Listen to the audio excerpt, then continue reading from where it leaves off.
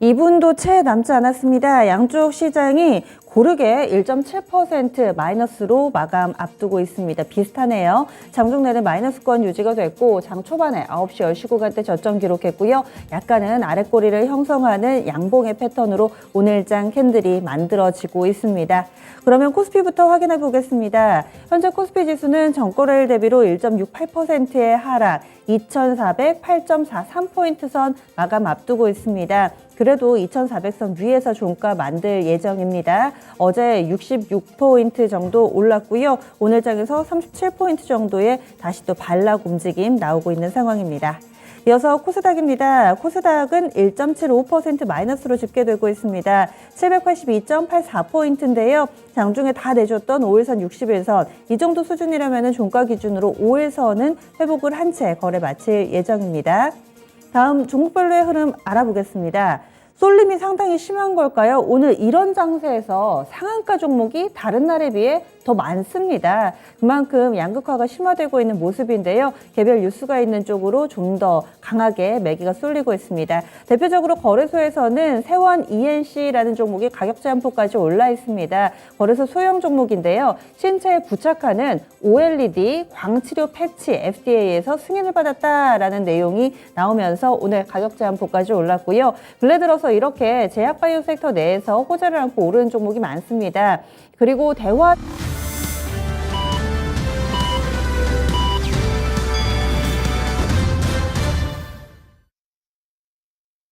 9월 14일 수요일 국내 증시 마감됐습니다. 걱정으로 출발했지만 그래도 점차 자신감을 얻어갔던 이 정도면 해봄직하지 않을까라는 생각을 한 하루였는데요.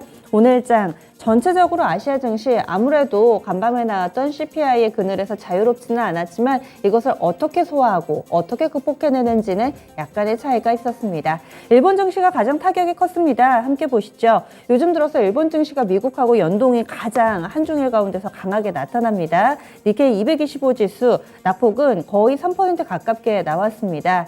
2.78% 하락하면서 27,818.62엔대에 거래 마쳤습니다. 일본 증시는 그동안에도 빠른 회복력을 좀 보여줬었는데요. 이렇게 하락세 강력한 하락 움직임이 나타나면서 미국 증시와 궤적을 같이 했습니다. 게다가 패턴상으로도 우리 증시는 장 초반에 저점을 만들고 이후에 만회를 했다면 일본은 가면 갈수록 더 힘이 빠지는 모습이었거든요. 긴 음봉으로 저점 부근 마감됐습니다. 이어서 중국 쪽 넘어가겠습니다. 미국 증시에 거의 영향을 안 받는 중국 증시도 CPI, 전 세계적인 인플레 위협에서는 자유롭지 못했습니다. 오늘도 마이너스권, 지금 현재 구간대 1% 안팎의 상해와 심천, 약세권 내 흐름 띄고 있고요. 장중 내내 마이너스권 유지되고 있습니다. 상해가 0.76% 하락 중이네요. 3,239.20포인트 기록하는데 장중에 3,240선 위아래로 왔다 갔다 계속해서 마이너스권 헤맵니다. 심천 쪽은 1% 넘게 하락 중입니다. 1.22% 밀려 내려간 모습 띄고 있습니다. 그리고 오늘 환율도 많은 분들이 이 시시각각 계속 아마 보셨을 텐데요. 원달러 환율 강력한 움직임이 나타났습니다. 오늘 장 초반에 20원 급등하면서 출발을 했었고요. 마감가도 상당히 강하게 나왔습니다. 장중 대체적으로 1,390원 선 위에서의 흐름을 나타냈고요. 종가상으로는 17원 30전 급등이 나오면서 1,390원 90전에 거래 마감됐습니다. 다시금 13년여 만에 최고치를 쓰는 흐름이고요.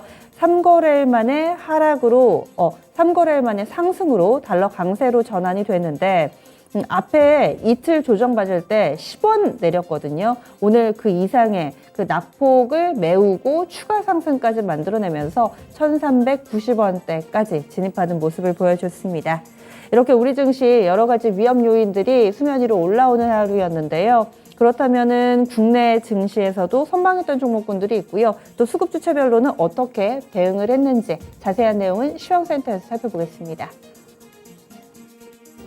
어제 미국 CPI 지수 발표 이후에 미국 뉴욕 증시는 2년 만에 최대 낙폭을 기록했습니다. 이런 시장 불안감이 국내에도 이어진 하루였는데요. 오후 들어서 낙폭을 조금씩 줄여가긴 했지만 그래도 하락으로 마감한 하루였습니다. 그럼 먼저 코스피 시장부터 살펴보겠습니다. 먼저 코스피 지수입니다. 장 막판까지 1.5% 이상 하락하면서 마감했고요. 전거래일 대비 38포인트 내려서 2,411포인트에서 거래 마감했습니다. 이어서 분봉 차트도 보겠습니다. 장 초반부터 2% 넘는 큰 폭으로 하락갭 만들면서 출발했는데요. 장전의 시장 불안감이 그대로 반영된 분위기였지만 그래도 개인의 매수세가 이어지면서 지수 하락을 추가로 방어했습니다. 뉴욕 나스닥 지수가 5%대 급락세 보인 것과 달리 그래도 국내장은 추가 하락은 피할 수 있었고요. 끝까지 1%대 하락으로 마감하면서 2,410선은 지켜내고 마감했습니다. 이어서 수급 현황 살펴보겠습니다. 외국인과 기관이 하루 만에 매도로 전환했습니다. 외국인이 1,630억 순 매도했고요. 이어서 기관이 조금 더 많이 팔았습니다. 연기금 쪽에서 매수 물량 들어오긴 했지만 전체적으로는 매도 우위 보였고요. 최종적으로 2,396억 정도 매도하면서 거래 마쳤습니다. 개인 쪽에서는 3,896억 매수하면서 지수 하락 방어했지만 1%대 하락으로 거래 마쳤습니다. 이어서 업종별 등락 현황 보겠습니다. 어제는 전 업종 거의 상승했었는데요. 오늘은 하락 업종이 전반적으로 우세했습니다. 오늘 가장 먼저 환율이 다시 오르면서 경기 민감한 섹터들 먼저 약한 모습 보였는데요. 가장 크게 건설 업종이 2.8% 넘게 하락했고요. 또 네이버와 카카오가 크게 내리면서 서비스 업종도 부진했습니다. 이어서 보험 섹터도 2.28% 정도 내렸고요. 이어서 철강금속 섹터도 2%, 또 전기가스업도 2% 가까이 약세 연출하고 마감했습니다. 이어서 상승하는 업종 보겠습니다. 오늘 상승 섹터는 거의 없었는데요. 그 와중에 비금속 광물 섹터가 포스코 케미칼 상승에 힘입어서 1.4% 넘게 오르면서 거래 마쳤고요. 장 막판 들어서 상승불 켰습니다. 종이목재업도 0.26% 정도 올리면서 거래 마쳤습니다. 이어서 시총 상위주 상황도 보겠습니다. 대체로 하락하는 분위기에서 일부 2차 전지주만 상승으로 마감했는데요. 가장 먼저 삼성 SDI가 2거래일 연속 상승 마감했습니다. 1.99% 정도 올리면서 61만 4천 원에 거래 마쳤고요. 또 이어서 LG에너지솔루션이 막판에 강보합으로 전환되면서 49만 8,500원에 거래 마쳤습니다. 이어서 LG화학은 다소 부진했습니다. 0.3% 정도 내리면서 약보합으로 거래 마쳤고요. 또 반도체주 종목 보시면 삼성전자와 SK하이닉스는 오늘 다시 하락으로 전환하면서 삼성전자는 56,800원에 57,000원 지켜내지 못하고 하락 마감했습니다. 또 SK하이닉스도 1.9% 정도 내리면서 93,000원 터치하고 거래 마쳤습니다. 오늘 자동차 종목들도 다시 약한 모습 보였습니다. 기관들 매도 물량 나오면서 현대차가 1% 하락했고요. 19만 8,500원에 거래 마쳤고요. 또 기아도 1% 넘게 하락하면서 8만 300원에 거래 마쳤습니다. 이어서 서비스 업종에서는 인터넷주들 네이버와 카카오가 역시 하락했습니다. 가장 크게 네이버가 3.6% 가까이 내리면서 23만 원에 거래 마쳤고요. 카카오가 2.71% 내리면서 6만 8,100원에 거래 마쳤습니다. 이어서 특징주 상황 보겠습니다. 어제 미국 CPI 지수 발표 이후에 연준이 금리 인상 속도를 가속화할 전망이 나왔습니다. 일각에서는 1%포인트의 금리 인상 가능성까지 제기하면서 금리 인상으로 인한 수익성 기대감 받는 은행주와 채권 추심주 오늘 오전 장부터 강한 모습 보였습니다. 마지막에 음봉으로 전환된 모습 보였지만 오늘 이런 환율 상승으로 인한 이슈 받으면서 상승 마감했고요. 가장 먼저 제주은행이 5.87% 정도 상승했고요. 푸른저축은행과 고려신용정보, SCI 평가정보도 코스닥 시장 쪽에서 강한 상승 마감했습니다. 이어서 사료주 소식입니다. 유럽과 미국 서부 지역의 가뭄이 이어지면서 옥수수와 콩 수확량이 감소했다는 이야기가 나왔는데요. 현지 시간 13일 기준 프랑스에서는 30년 만에 옥수수 수확량이 최저치를 기록했습니다.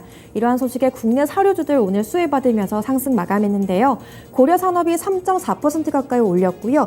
미래생명자원이 6.6% 이상, 그리고 대주산업도 8.9% 가까이 올리면서 상승불 지켜줬습니다. 이어서 철강주 소식입니다. 어제 태풍 흰남노로 포스코 포항제철소 일부 가동 중단 소식에 철강 제품 공급 차질을 빚을 수 있다는 소식 나오면서 상승했었는데요. 오늘도 그러한 여파에 힘입어서 오늘 상승 마감했습니다. 문배철강이 2% 넘게 올렸고요. 아주스틸과 하이스틸 그리고 한일철강과 부국철강도 1%대 상승불 지키면서 거래 마쳤습니다. 그리고 마지막까지 상한가로 거래 마감했던 종목입니다. 세원 ENC가 신체 부착형 OLED 광치료 패치를 미국 FDA 승인을 완료했다는 소식에 상한가 터치하면서 거래 마쳤습니다. 1,030원에 거래 마감했습니다. 이어서 코스닥 시장 살펴보겠습니다. 네, 코스닥 분봉 먼저 살펴보겠습니다. 코스닥 시장은 코스피보다는 조금 더 큰 폭으로 하락세 연출됐는데요. 장 초반 3% 넘게 하락으로 출발했습니다. 하지만 추가 하락은 개인의 매수세에 힘입어서 막아줬고요. 오전 중에 780선 회복하면서 이후에 계속해서 횡보세 보였습니다. 네, 장 막판까지 13포인트 거래 마감했고요. 13포인트 하락하면서 780선 지키면서 거래 마쳤습니다. 이어서 수급 현황 보겠습니다. 개인 홀로 사들였고요. 오늘 외국인과 기관 동반 매도 우위 보였습니다. 개인이 1,967억 정도 순매수했고요. 외국인은 막판에 매수 조금 들어오면서 80억 매도 우위 보였습니다. 이어서 기관이 가장 크게 팔았습니다. 1,758억 매도 우위 보이면서 거래 마쳤습니다. 이어서 시총 상위주 보겠습니다. 코스닥 시장도 대체로 하락세 연출됐는데요. 그 가운데 에코프로가 가장 크게 상승불 켜면서 거래 마쳤습니다. 에코프로가 5거래일 연속 상승하면서 7% 넘는 상승 탄력 보였고요. 장 막판까지 13만 4,400원에 거래 마쳤습니다. 그리고 LNF도 강부합으로 거래 마쳤습니다. 0.4% 넘게 올렸고요. 23만 5,400원 터치하고 거래 마쳤습니다. 이어서 에코프로 BM은 상대적으로 부진했습니다. 1.29% 내렸고요. 10만 7,000원에 거래 마쳤습니다. 이어서 바이오 종목들 보겠습니다. 바이오 종목들 오늘 가장 큰 폭으로 내렸는데요. 가장 먼저 HLB가 외국인들 매도 물량 나오면서 가장 크게 내렸습니다. 막판에 매도 물량 더해지면서 11% 넘게 빠졌고요. 45,100원에 거래 마쳤습니다. 또 셀트리온 헬스케어도 5.4% 넘게 하락했고요. 셀트리온 제약도 5.6% 넘게 내리면서 76,600원에 거래 마쳤습니다. 네, 알테오젠도 5.18% 정도 내리면서 바이오주 전반적으로 일제히 하락하면서 거래 마쳤습니다. 또 개인주들도 동반 약세 보였습니다. 카카오게임즈가 3.5% 가까이, 카카오게임즈가 3.7% 넘게 하락했고요. 또 펄어비스도 3.5% 가까이 하락하면서 55,400원에 거래 마쳤습니다. 이어서 코스닥 시장 특징주 살펴보겠습니다. 가장 먼저 오늘 시장에서는 폐배터리주가 오늘 상승불 켰는데요. 한 증권사 리포트에 따르면 폐배터리 시장이 2040년까지 87조 원까지 성장할 수 있다는 발표가 있었습니다. 전기차 시장의 급성장과 더불어서 동반 상승세의 전망 나온 것인데요. 가장 먼저 코스모화학이 코스피 시장 쪽에서 강세 보였습니다. 6% 넘게 올리면서 33,350원에 거래 마쳤고요. 이어서 코스닥 시장에서는 성일하이텍이 가장 큰 폭으로 상승했습니다. 성일하이텍이 7% 넘게 올렸고요. 또 에코프로 역시 7% 넘게 올리면서 상승 마감했습니다. 이어서 동반에서 세비캠과 웰크론한텍, 인선이엔티까지 동반 상승 탄력 이어가면서 거래 마쳤습니다. 이어서 바이오주들은 연이은 신약 임상 기대감에 각각 호재 안으면서 상승 마감했는데요. 가장 먼저 항암 면역 치료제 기업으로 알려진 ST큐브가 올 11월 미국 면역항암학회에서 면역 관문 억제제 혁신 신약의 임상 1상 중간 결과를 발표한다는 소식이 이어지면서 큰 폭으로 상승 마감했습니다. 어제 상한가 이어갔던 종목인데요. 오늘도 역시 강한 상승불 켜면서 14% 이상 올리면서 17,800원에 거래 마쳤습니다. 또 이어서 CBI가 투자했던 미국 신약회사 키네타가 항비스타 치료제 임상 1상 시험 계획을 제출했다는 소식에 강세 보였습니다. 이번 항비스타 치료제는 아직 상용화되지 않은 분야이기 때문에 계열 내 최초 신약이 될 것이란 가능성이라는 점 부각되면서 9% 넘게 올리면서 거래 마쳤습니다. 또 대화제약 역시 세계 최초 경구용 위암 치료제 리포락셀에 대한 중국 임상 3상 마무리 단계 소식 나오면서 상한가에 거래 마쳤습니다. 또 이어서 유라테크는요, 제네시스가 3분기 국내 출시 예정인 GV60에 무선 충전 기능이 옵션으로 탑재된다는 소식에 수혜받았는데요. 세계 최초로 비접촉 충전 인프라를 제공하게 됩니다. 이때 유라테크의 관계사인 유라 코퍼레이션이 일부 하드웨어를 제작한다는 점이 부각되면서 상한가에 거래 마쳤습니다. 유라테크가 9,580원에 거래 마쳤습니다. 네, 오늘 선물 시장 한번 살펴보겠습니다. 네, 선물 시장, 전거래일 대비 2.2% 넘게 하락했습니다. 7포인트 넘게 하락세 보이고 있고요. 312포인트에서 거래되고 있습니다. 네, 수급 현황 살펴보겠습니다. 네, 개인이 가장 먼저 크게 팔았습니다. 2,647계약 매도하고 있고요. 외국인과 기관 쪽에서 매수 우위 보이고 있습니다. 외국인이 4,305계약 순매수하고 있고요. 기관 쪽에서 732계약 매수 우위 보이고 있습니다. 네, 지금까지 마감 시황 전해드렸습니다.